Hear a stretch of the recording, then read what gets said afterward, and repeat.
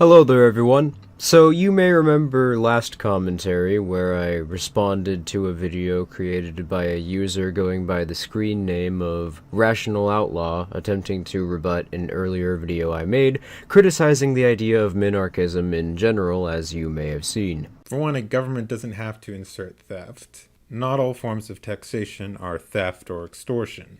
Yeah, my low expectation going into this video was realized in that this channel is just another example of Killian's Law. You rang? Oh, hey Shane, I was just talking about you. You don't say, 'cause that's not at all why I came by. Yeah, I was just about to explain Killian's Law, but since you coined the term, you want to go ahead? Sure, my viewers gave it that name years ago after I observed it. Killian's Law says that the more prominently a positive trait appears in a self-identifier, the less likely it is to actually apply.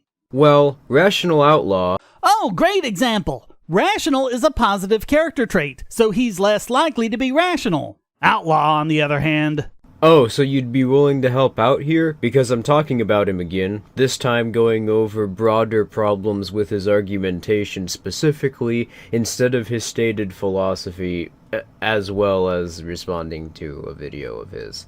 Oh yeah? Which video? Well, a while ago, Filthy Heretic made a video responding to Rational Outlaw, which was a response to his series that was a response to common justifications for government police and the state's role in enforcing legislative fiat within state societies. Rational Outlaw, in turn, made a response video attempting to rebut Filthy's arguments. Needless to say, that it's Outlaw's worst video by far. It's so bad that it highlights the argumentative flaws in all of his other videos, which I otherwise likely wouldn't have noticed, turning this single response into a two-part series, explaining the problems with his philosophy in part 1, and now going over the specific video which I initially wanted to talk about in part 2. Wait, so this is a response to a response to a response, which itself was a response to a response? That's right. Do you think you can handle the autism? If I didn't, would I even have a channel? A bad cop enforces unjust legislation. All cops take an oath to enforce all legislation. Most legislation is unjust. All cops are bad cops. Police who enforce unjust legislation are bad people. After all, they're victimizing people who cannot be objectively proven to have done anything wrong. Yes, I agree, they're arresting people who haven't done anything objectively wrong. Okay, we agree.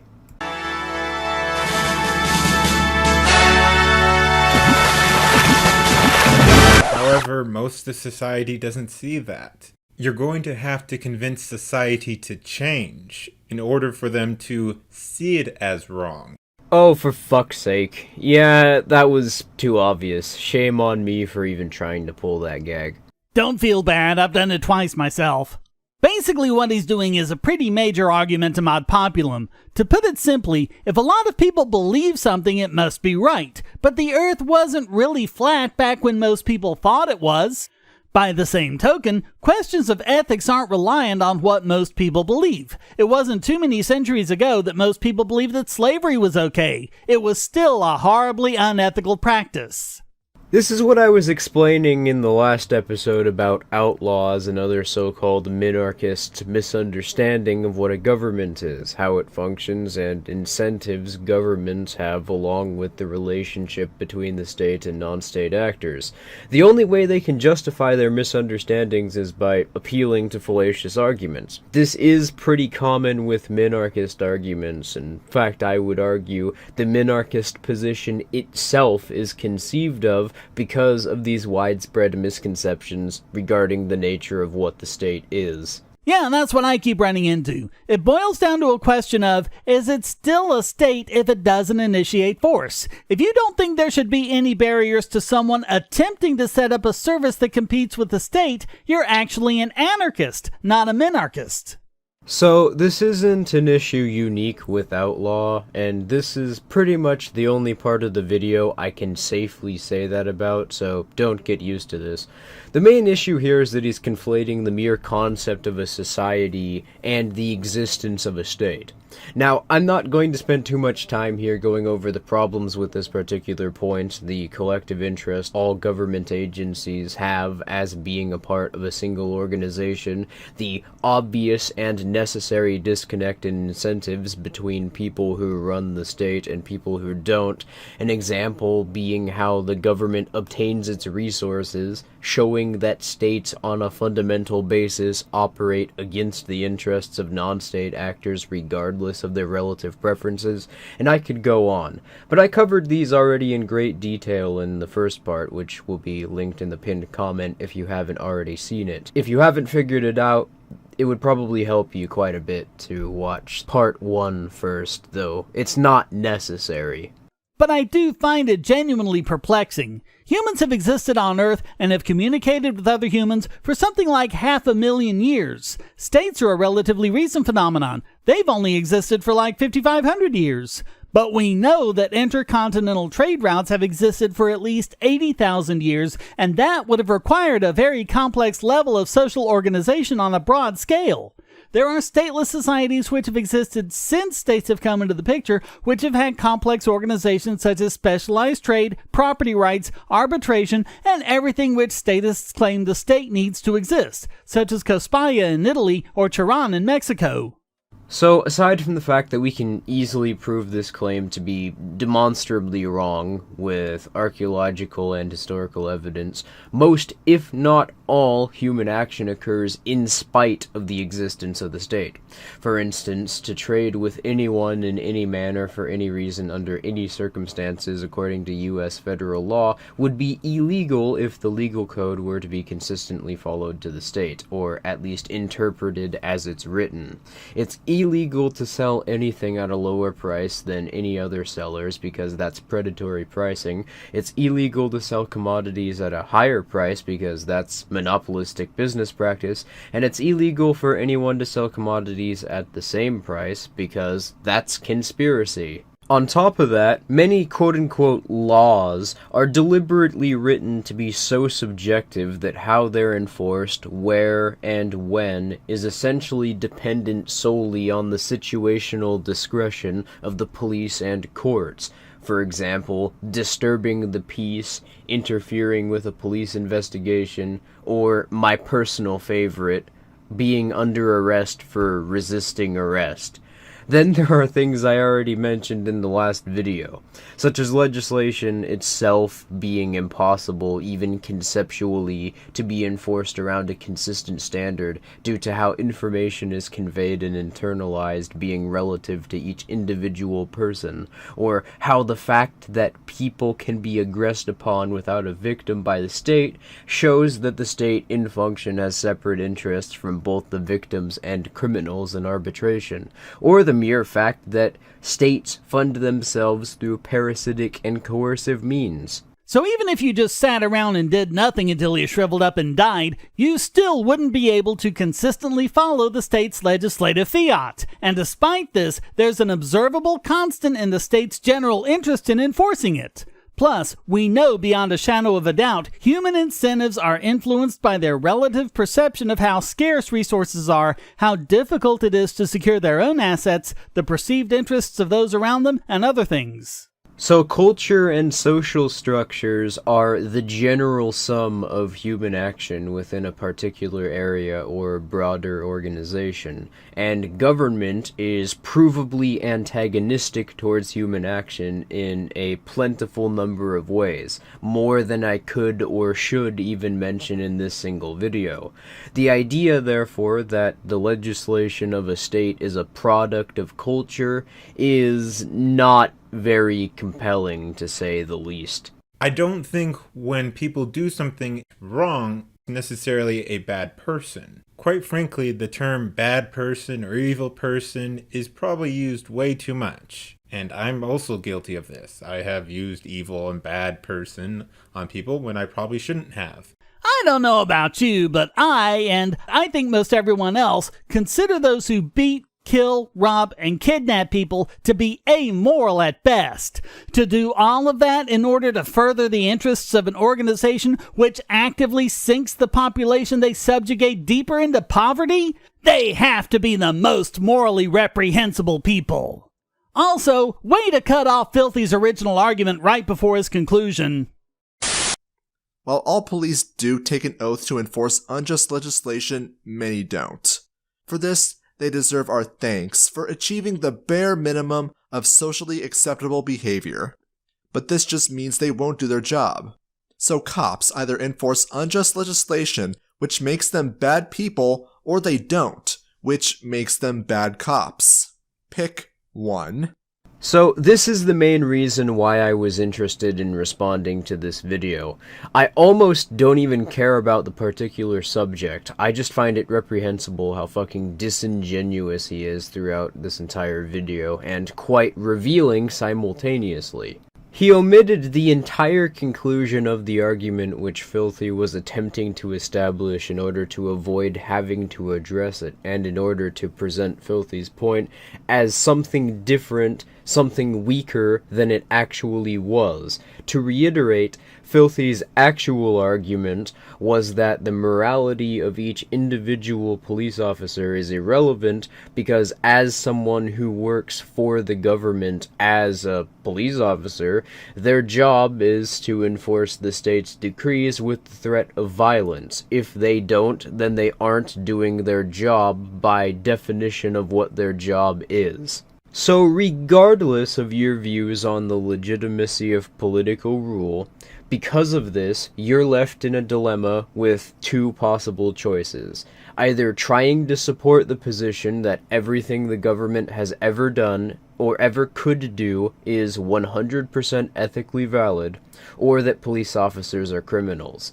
The former position is one of the few things that everyone seems to agree isn't true, regardless of their view of the state or the nature of logic in general, including Outlaw himself, as he's conceded in this very video. And Outlaw presumably would feel too uncomfortable openly defending what he would have to acknowledge to be a criminal organization if you were to take the latter point. And rightfully so, because he's claimed to be a natural law proponent on various occasions, including his response to the straw man version of Filthy's argument in this very video. Yes, I agree they're arresting people who haven't done anything objectively wrong. Yeah, if you have to resort to that level of intellectual dishonesty, I have to wonder if even you believe you have any valid points to make. So we're left with the conclusion that Outlaw selectively omitted Filthy explaining his actual position because acknowledging it would have either forced Outlaw into an indefensible position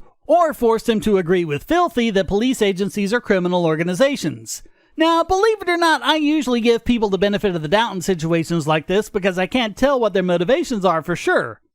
But in this case, it's not only obvious, it's also not the only time he did it. Notice that every time he omits a portion of Filthy's video, it conveniently happens to be a section which was crucial to the full context of Filthy's argument. And so Outlaw ends up responding to a complete straw man. And so when he gets to things Filthy addresses later in the video, he can respond with an argument that Filthy had already rebutted. For example, in the section immediately after this one, this happens. That you had to say, for the most part, at the end, tells me everything I need to know. You know what's going on. They do kill people en masse. What I was saying there was that there are some cops who do commit murder, there are some cops who do commit theft, all these crimes that are horrendous. I was not saying that they were committing murder or theft en masse. That was not my intention, if that's how you interpreted it. Good God, where to even begin? Well, firstly, that's not even close to Heretic's actual argument, and literally all you have to do is watch the original video with this segment in its initial context to see this. If they were beating people and killing people and stealing from people en masse, then yeah, you could have a leg to stand on. But they're not, for the most part. That you had to say, for the most part, at the end, tells me everything I need to know. You know what's going on. They do kill people en masse. They are beating people en masse, stealing from people, and you know they are, just not for the most part. Trouble is that en masse is an arbitrary standard that's made for shifting goalposts. How will I know when the murder rate of cockroaches is en masse? It's a useless standard, meant to deflect the cognitive dissonance I'm certain Rational Outlaw is experiencing. He knows full well that cops steal, murder, and assault, but by creating the arbitrary standard of en masse, or for the most part, he can give the impression to us and to himself that it's really not as bad of a problem as I and other cockroach critics make it out to be, and therefore not a problem worth examining or stopping. This allows the problem of sociopaths being given effective exemptions from legislation against assault, battery, theft, rape, and murder go on safely ignored. Do I even need to comment? Outlaw removed the clip which Filthy was originally responding to, and then Outlaw responds, quote-unquote, to something he basically just made up on the spot. Anyone can tell that he omitted this argument specifically to misrepresent Filthy's original claim, because he goes on multiple times throughout this video to argue against Filthy's points by attempting to use the exact tactic which Filthy had just explained was fallacious. In other words, Outlaw, you left his explanation out deliberately because it kneecapped you and put you into a position where you were unable to defend your side of the argument, which tells me that you're not approaching us in good faith. And this isn't the only video on Outlaw's channel where he dishonestly mischaracterizes the subject's original claims and or misrepresents their arguments. I'll just slip in a link to one of my own videos where I respond to him doing exactly the same thing to me. The really sad part is, even after he's completely strawmanned the other person to his liking, he still fails at basic argumentation. In most of his responses, he simply asserts that his position is correct or that the subject's is incorrect without even attempting to elaborate or explain why. It's like my first channel if my content, ideas, and argumentation were to have never improved. Oh, I shudder to think. In fact, I'm gonna get out of here before things get any worse. Smell you later! Good idea, and really, I don't even necessarily know if I need to continue at this point, but I think that I will because Outlaw goes on to egregiously play with statistics, and as a result, I feel as if this video wouldn't be complete without it. Most interactions with the police have no use of force involved at all. Specifically speaking, only 1% of police interactions require any force. This is what makes this argument so dangerous. If their criminality rate was as low, if not lower, than the average American, then Outlaw might have had a point. Except it is, quite drastically. The number of people arrested for violent crime in America for a regular citizen is 160.7 per 100,000 residents, while specifically looking at cops, it's 1.7 per 100,000. Great. So you understand that cockroaches, or more specifically US cockroaches, are the most murderous demographic in the world by a huge margin. Except they're not, at least specifically in the United States. You understand that 40% of cockroach spouses are victims of domestic abuse. That stat is false. There's no good study that says 40% of police officers abuse their families or their spouses. So, regarding the claim about police and domestic violence, Outlaw provides a link to a paper published in 2013 by Bowling Green University, and it's very obvious based on the fact that he cited this paper to prove this claim. He never actually read this paper beyond the first sentence, because the paper does not assert that the 40% figure is overblown as Outlaw seems to be insinuating. The arguments which the paper establishes are as follows. For one, there's the fact that the figure we have was based on self-report surveys collected by various random police departments all across the United States, which is pretty self-evidently unreliable.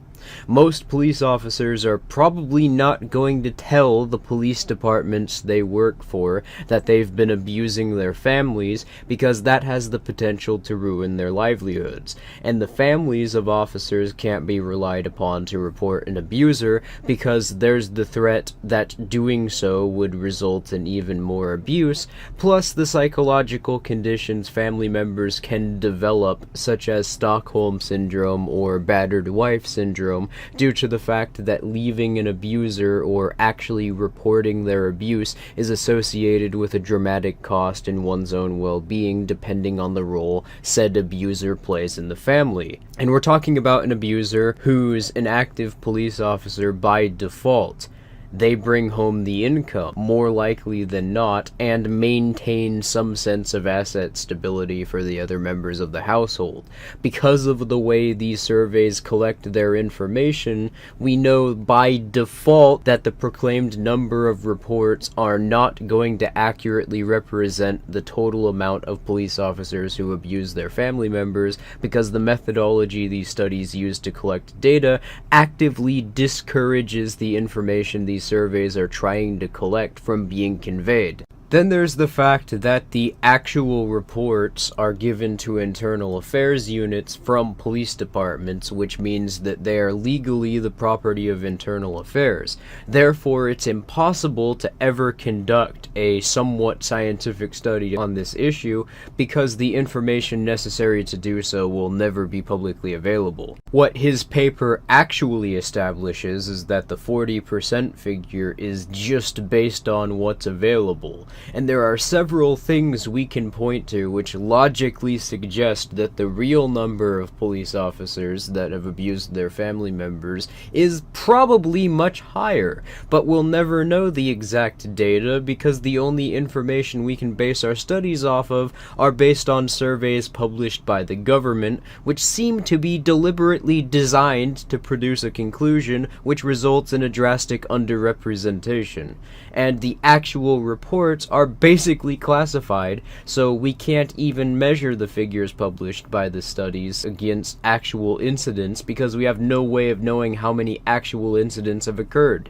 The fact that despite all of these deliberate efforts to massage the data and reach a conclusion which is as small of a number as possible, the final figure is still 40% is pretty telling in and of itself. And I started with this study because it's the only one which doesn't rely on equating incompatible subjects using misleading euphemisms or playing with different arbitrary frameworks to deliberately misconstrue the data being conveyed, and using vaguely defined parameters to either create overblown or underrepresented figures based on relative convenience for the state. The figure that 1% of active duty police interactions involve force comes from a study published by the U.S. Department of Justice in October of 1999, simply entitled Use of Force by Police, and this data can be immediately discredited after simply taking a quick glance at how the DOJ defined their terms.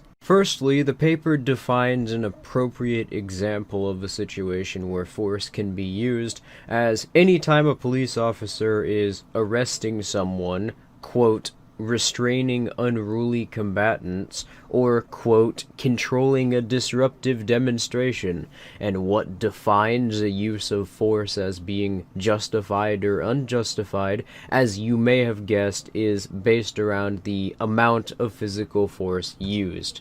So, right off the bat, the study has already revealed its premise to be a bait and switch. What's being considered an act of aggression here for this paper's data is not whether or not force was initiated or someone was coerced, as the title and introduction of the paper suggests. Its data is based on whether or not the state deems the force used to be excessive or not, which is an entirely arbitrary standard the paper doesn't even attempt to contextualize or explain what it means. This is aside from the fact that, like the minarchists' arguments of government being more or less justified based on the scale around which they operate, it conceptually doesn't make any sense to determine whether or not the use of force is justified based on how much force is used, because this would require the use of force in question to be compared to another, which is both not relevant to the specific instance being analyzed between two parties. Therefore, if there wasn't another use of force to be compared, this standard couldn't work.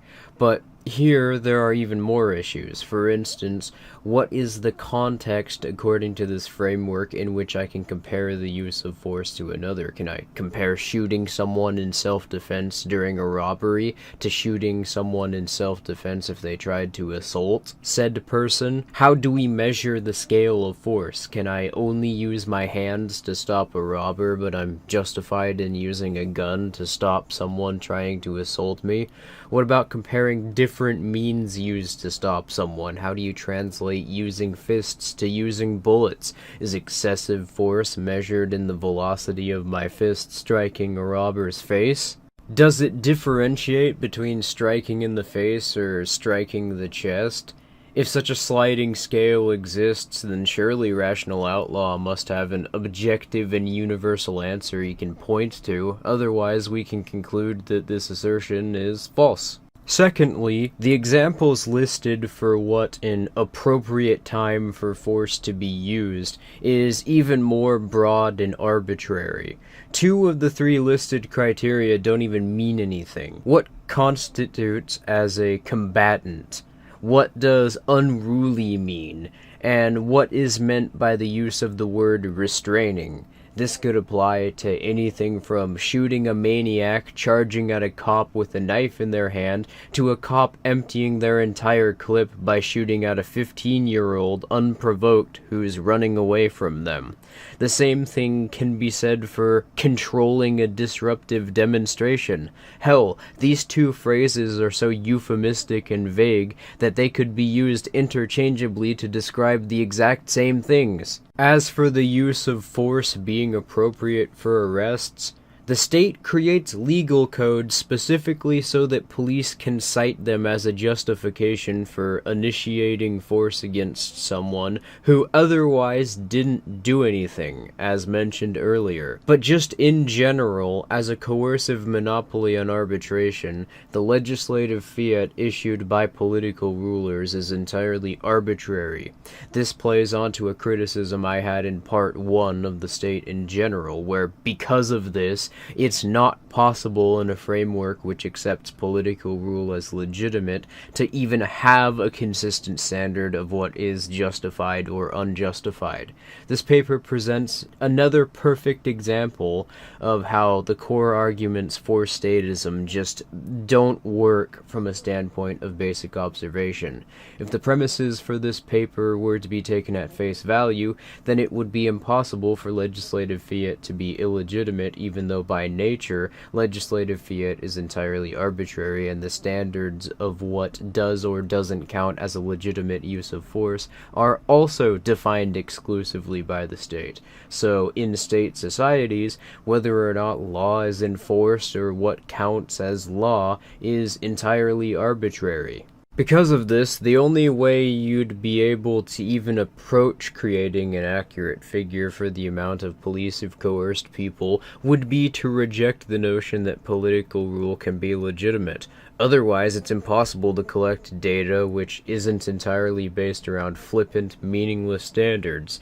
Just to show you how inaccurate this paper is, Philip Brailsford, the mass murderer who used a pro-gamer move and became a cop to avoid being held accountable for killing and beating people, who was recorded murdering someone on camera by shooting them multiple times while they were on their hands and knees.